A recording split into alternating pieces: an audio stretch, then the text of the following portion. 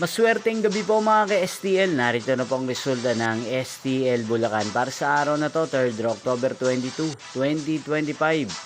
Araw ng Miyerkules. Naway ang mga natayan niyo pong mga numero kanina ay manalo nawa ngayong gabing ito, 8 p.m. Kaya't kunin niyo na po ang inyong mga ticket. Narito na po ang resulta. Ang mga numerong nanalo sa STL Bulacan ngayong gabing ito, October 22, 2025. 8 p.m. third draw result 5 at 19. In exact order again, 5 at 19.